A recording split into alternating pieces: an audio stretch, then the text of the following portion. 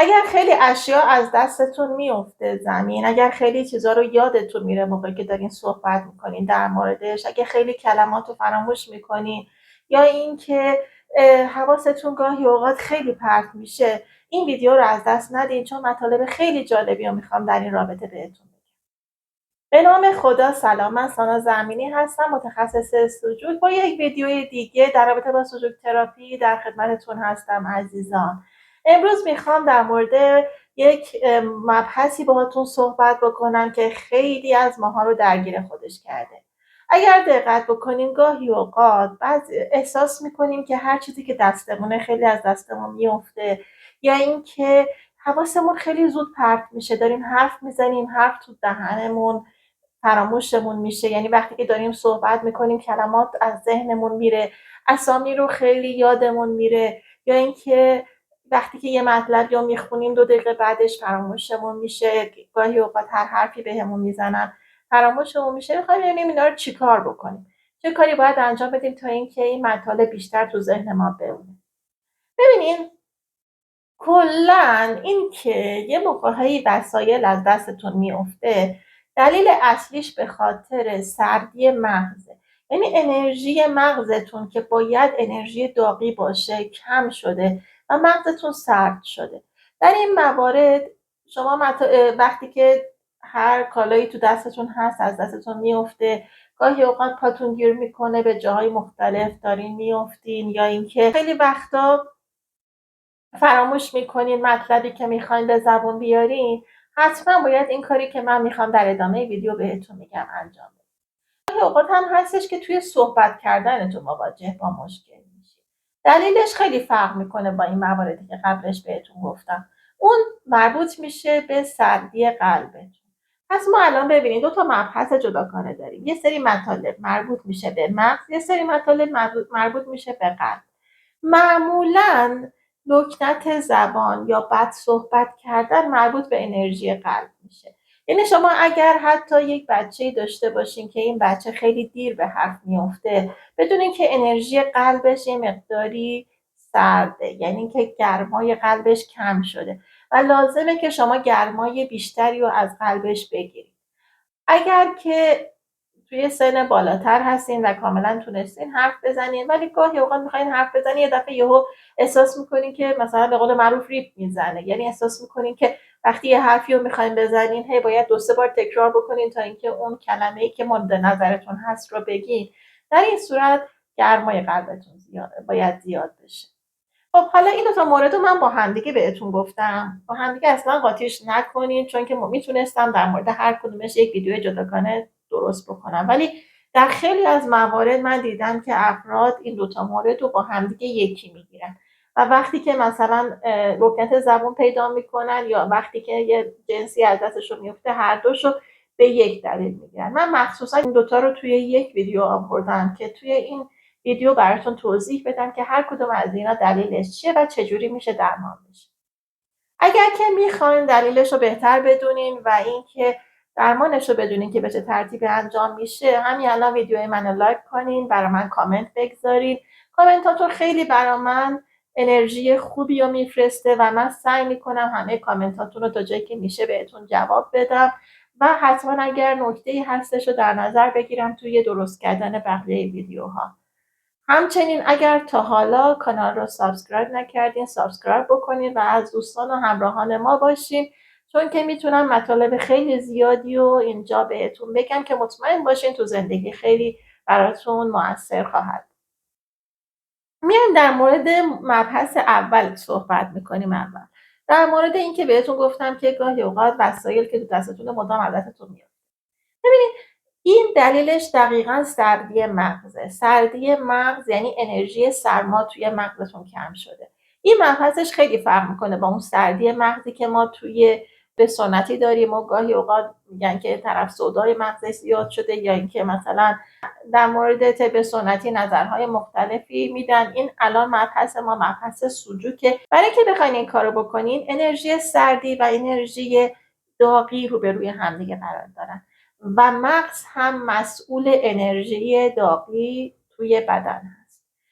و انطباق مغز هم اینجاست. ببینید قشنگ نوک انگشت. الان ببینید اگر که ما این انگشت شست رو انطباق سر در نظر بگیریم، این قسمت بالای دست، یعنی این قسمتی که الان بهتون نشون میدم، این قسمت بالای انگشت شست انطباق مغز هستش. شما کافیه این قسمت رو نارنجی بکنید. اگر که ماژیک نارنجی دارین، از ماژیک نارنجی استفاده کنین برای نارنجی کردنش. اگر هم ماژیک نارنجی ندارین، چون که معمولا این بسته های ماژیکی که 6 رنگ هستش توش رنگ نارنجی نداره، به خاطر اینکه رنگ نارنجی رو ایجاد بکنین میتونین رنگ قرمز و رنگ زرد رو بکشین، یعنی هم قرمز رو بکشین و زرد هم روش بکشین، این تولید رنگ نارنجی میکنه. این رنگ برای 3 روز یا 4 روز روی دستتون بمونه و مشکلتون رو برطرف میکنه.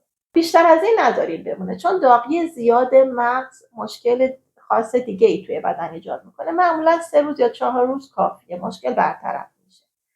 اگر هم نمیخواین از رنگ استفاده بکنید، همونطور که تو ویدیوهای قبلی بهتون گفتم، کافیه که یک نصفه گردو بچسبونید روی این قسمت انطباق مغزتون، حالا یا نصفه گردو یا اینکه 1/4 گردو، بستگی به انگشتتون داره که چقدر گنجایش داشته باشه و بتونه گردو رو روی خودش نگه داره.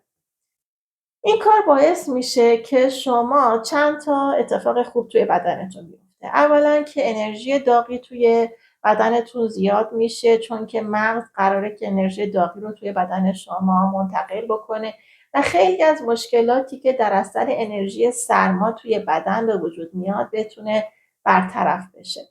خیلی مریضی ها و مشکل ها هستش که منشأش انرژی سرماست.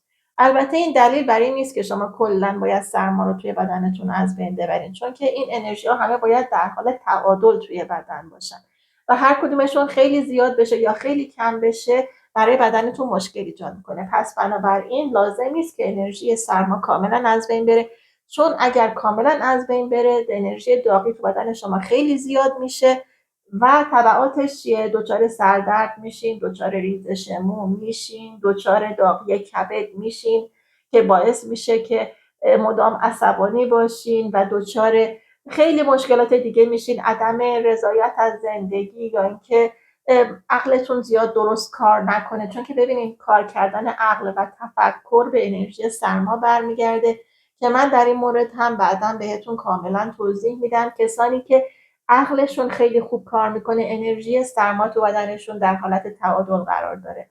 کسانی که نمیتونن با عقل خودشون تصمیم بگیرن، نمیتونن فکر درستی داشته باشن، نمیتونن تحلیل کنن، انرژی سرما تو بدنشون کمه.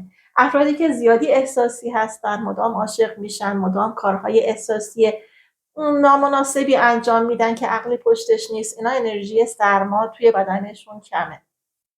پس بنابراین ما انرژی های مختلف توی بدنمون روی لایه عقلانی ما هم اثر میذاره و خیلی اثرات جالبی رو میتونه روی لایه عقل داشته باشه و ما میتونیم عقلمون رو با اون ماجرا کنترل کنیم که حالا من تو ویدیوهای بعدی بهتون میگم خیلی مبحث جذابه، به تدریج میرسیم بهش. حالا شما پس کاری که میکنیم اینه که انطباق مغزتون که این قسمت هست رو نارنجی میکنیم. کار دیگه ای هم میتونیم بکنیم، اینه که از طریق چاکرا وارد ماجرا بشیم. توی همین عکسی که توی بیشتر فیلم ها بهتون نشون دادم الان میبینین، توی کف دستتون چاکرا، اون قسمتی که رنگ نارنجی داره رو و اون قسمتی که رنگ آبی داره رو هر دوشو نارنجی بکنیم توی کف دست. البته این ماجرا باید حداکثر تا 2-3 روز بیشتر نباشه، چون که بیشتر از 2-3 روز باشه انرژی سردی توی بدنتون رو از تعادل خارج میکنه. پس بنابراین یا میتونین از طریق چاکرا مشکل رو برطرف بکنین یا اینکه از طریق انطباق مغزتون این مشکل رو برطرف. حالا میریم سر وقت ماجرای قلب. وقتی که قلب انرژی سرماش کم بشه، اتفاقی که اول از همه توی بدن میفته اینه که شما لکنت زبان پیدا میکنین. یکی از اثرات خیلی خیلی خیلی واضحش که شما توسط این ماجرا میتونین متوجه بشین که انرژی قلبتون کم شده، همین ماجرای لکنت زبان. برای اینکه بتونین این مسئله رو برطرف بکنین، کافیه که انطباق قلب که اینجا هست رو ماساژ بدین یا اینکه با ماژیک قرمز رنگش کنین. ببینین انطباق قلب توی این قسمت هست، با ماژیک قرمز این قسمت انطباق قلب رو اینجا علامت بزنید و قرمزش بکنید. و همچنین میتونی الان روی همین عکسی که الان بهت نشون میدم که عکس چاکراها هستش، اون قسمتی که نقطه قرمز داره و اون قسمتی که نقطه قهوه‌ای داره رو هر دوشو قرمز بکنید، که البته این کار باید حتما توی کف دستتون انجام بشه، چون که کف دست یین هست و قلب هم ارگان یین گرما هستش. پس بنابراین اینجایی که نقطه قرمز داره و نقطه قهوه‌ای داره رو در کف دستتون هر دوشو قرمز بکنید، باعث میشه که انرژی قلبتون زیاد بشه.